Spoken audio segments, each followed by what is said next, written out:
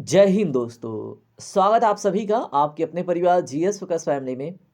दोस्तों, कल जो महा आंदोलन था 6 दिसंबर का, और कल हमें बहुत उम्मीद था इस आंदोलन से कि हमारी जो मांगे हैं वो पूरी की जाएंगी। लेकिन दोस्तों, हमारी मांगे पूरी नहीं की गई हैं। हमारी 3 मांगे थी कि नो नॉर्मलाइजेशन पे अपना स्पष्टीकरण दे आयोग। उसके बाद था कि रीओपन करे विंडोज़ की जिनका जैसे 80,000 बच्चों का जो फॉर्म अभी रुका हुआ है वो कंप्लीट करें। और उसके बाद से दोस्तों, जो नो नॉर्मलाइजेशन के चक्कर में 1 महीने से बच्चे इस आंदोलन में पड़े हुए हैं, उनके लिए कुछ टाइम और मिले, यानी कि एग्ज़ाम को एक्सटेंड किया जाए। तो देखिए, केवल एक स्पष्टीकरण आया है नो नॉर्मलाइजेशन को लेकर, और ये संशय पैदा किया गया है आयोग के द्वारा। क्योंकि दोस्तों देखिए, मीटिंग जो बुलाई गई थी खान सर की, रहमान सर की, और उसमें जितने भी टीचर सम्मिलित थे उनके ऊपर नॉर्मलाइजेशन ही थोपा जा रहा था। इस बात का स्पष्टीकरण खान सर खुद किए हैं। उसके बाद से अगर हम बात करें कि अब आगे क्या करना है और कैसे एग्ज़ाम को एक्सटेंड किया जा सकता है, तो दोस्तों आपको करना क्या है, ट्वीट करना है और फिर से फिजिकली प्रेजेंट होना है, और जो भी लीड कर रहे हैं वहाँ पे आंदोलन, उनके साथ खड़ा रहना है। देखिए, जो नॉर्मलाइजेशन के अगेंस्ट 1 महीने से, ठीक है, 1 मंथ से लोग परेशान हैं, उनका तैयारी कैसा है? और जो घर में बैठ के पढ़ाई कर रहे हैं उनकी तो तैयारी अच्छी है, ठीक है, मान लिया उनका अच्छा एग्ज़ाम होगा। लेकिन जो उनके लिए लड़ रहे हैं कि नॉर्मलाइजेशन का सिस्टम नहीं होना चाहिए, उन्होंने तो अपना समय बर्बाद कर दिया। अब उनके साथ न्याय कौन करेगा?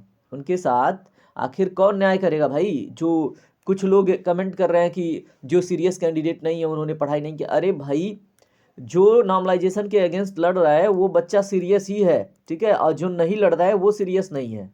क्योंकि उसको पता है कि भाई उसके बैकग्राउंड में इतनी आर्थिकी मजबूत नहीं है कि उसको सपोर्ट करेगा लोग, ठीक है।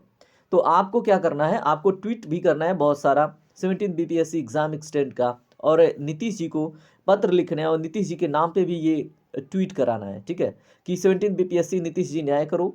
और अगर आप बीपीएससी एग्ज़ाम एक्सटेंड करके बहुत सारा ट्वीट करते हैं एक साथ, तो ज़रूर ये बात नीतीश जी के कान में दोबारा पड़ेगी। और देखिए, कल जो बच्चे, ठीक है, जो भाग दौड़ में जो लाठीचार्ज हुआ है उसमें जो जिनका एक्सीडेंट हुआ है, ठीक है, जिनको पीटा गया है, जिनकी हड्डियां टूटी हैं, जिनके सर फटे हैं, जो बच्चियों को परेशान किया गया है, उनको भी प्रताड़ित किया गया है, तो उनका जो मेंटल हेल्थ है दोस्तों, वो कैसा है? क्या वो एग्ज़ाम में बैठने लायक हैं? क्या जिनके ऊपर कल लाठियाँ बरसाई गई है, जिनके पैर की हड्डियाँ टूट गई हैं, क्या वो एग्ज़ाम को अच्छी तरीके से दे पाएंगे? तो उनके साथ भी न्याय होना चाहिए। और रही बात, ये सारी बातें नीतीश जी के ही हाथों में जाएं तो ठीक है, ठीक है। तो अगर आप लोग ज़्यादा से ज़्यादा नीतीश जी को टैग करते हो, ट्वीट करते हो, उनसे बात करते हो, तो ही ये आंदोलन सफल होगा, एग्ज़ाम आपका एक्सटेंड होने की संभावना बनेगी।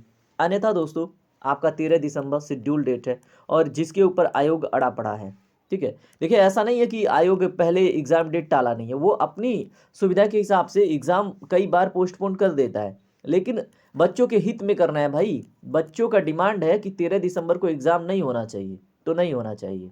अब इसके लिए जितने भी, जैसे मान लीजिए 4,80,000 जो भी बच्चों ने फॉर्म डाला है, ठीक है, वो इसके लिए अपनी आवाज़ उठाएं।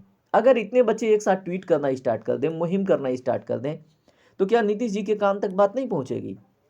बिल्कुल पहुंचेगी। लेकिन इसके लिए सबको आवाज़ उठाना पड़ेगा, आप लोग को सामने आना पड़ेगा, ट्वीट करना पड़ेगा, लेटर लिखना होगा, क्योंकि जो आंदोलनकारी हैं वो हमारे भाई बहन हैं, ठीक है। तो उनके साथ भी न्याय होना चाहिए। नहीं तो ये एग्ज़ाम होगा, जो घर में बैठ के दुबक के पढ़ रहे हैं भाई उनका अच्छा अंक आएगा, जो उनके लिए न्याय की लड़ाई लड़ रहे थे वो तो पीछे हो जाएंगे ना।